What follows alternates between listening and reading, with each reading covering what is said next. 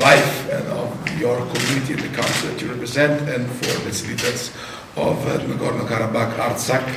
We are here because we wanted to deliver with our presence a message, a clear message of friendship, solidarity, and because we want that this crisis will continue to be under the spotlight of the European public opinion and will not be covered by any other tragic situation as the criminal aggression of Ukraine, and that is of course the most debated topic at that stage.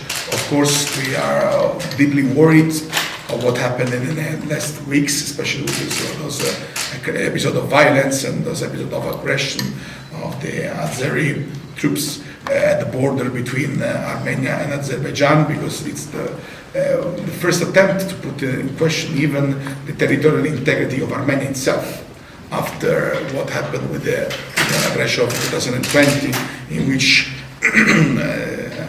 Nagorno-Karabakh was under attack. We truly believe that this crisis should be solved with diplomacy and not with military power and not with an escalation. But we also think that we have to work for a fair solution and not allow one of the parts to impose with economic or political and military pressure solutions that are not respecting also the normal and very extremely fair fundamental rights of all people to live according to their tradition, to their principles, and to their values.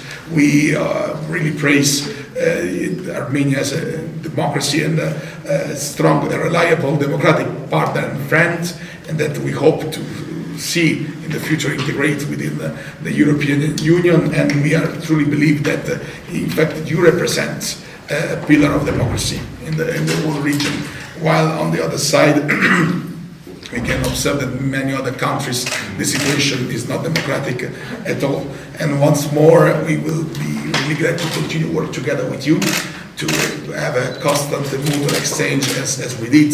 And in the last years, we also established a friendship group with Armenia and Nagorno-Karabakh within the European Parliament. We were promoters of an important resolution on the destruction of the heritage, of the Armenian heritage in the reoccupied lands of Nagorno-Karabakh after 2020, and we absolutely want to give our personal contribution to find a diplomatic solution that will put at the core and the center of that the territorial integrity of Armenia, the protection of the rights of people of Nagorno-Karabakh, and once more, it will prevent any further other hostile attempt to enforce with the criminal act as the barbarian murderings and killings of the Armenian soldiers that have been captured during those aggressions that will really undermine the respect of human rights and fundamental rights. So once more, thank you very much for your wonderful hospitality, and we will really hope that this fruitful moment will bring a strong added value to our friendship. 2006, on the 3rd of July, then it became, the Madrid Principles, and then it was L'Aquila Declaration signed by presidents of the United States, Russian Federation, and France, and then repeated in Skopje, in Los Cabos, in Hamburg, and in Northern Ireland. I don't know the name of the town, but it should be based on the three founding principles on right of self-determination, territorial integrity, and non-use of force or threat of force. And then we want to reiterate the advisory opinion of the International Court of Justice that the principles of territorial integrity and principles of self-determination do not contradict to each other. And the principle of territorial integrity refers to relations between two states. And the unilateral declaration of independence by Nagorno-Karabakh by no means can constitute violation of international law. We've been on this opinion for 20 years. We are on this opinion. And if the world accepts the status quo, this means they neglect the declarations, the statements by the United Nations, by the OSCE, by the G7, by G20, that the issue cannot be resolved by the in the force. So please, Mr. Manager. Thank you. So I would like to, I'm head of the Bajornov faction, the other position of the faction.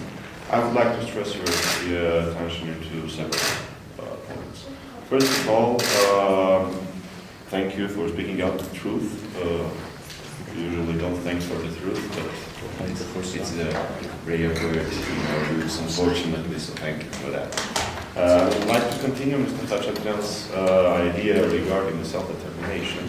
It's spoken, to be honest, it's not spoken at all in the framework of European mediation.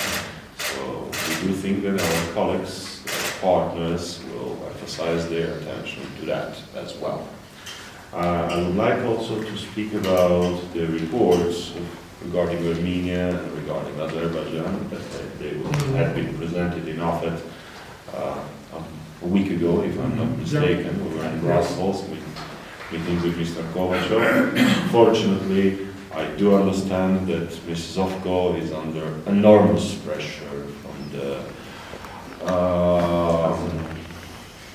small tyrant working in our neighboring country, but I do believe that we won't have a nonsense in the history of the European Parliament when two reports simultaneously prepared will have different wording regarding the same issues. So I do believe that eventually Mr. Zovko's report will end up with the same wording that Mr. Kovachev reports has regarding the aggression, because simply it's the truth. I would also, of course, my party is a member of the EPP family and we are working with our EPP colleagues for the amendments, and we will be more than happy.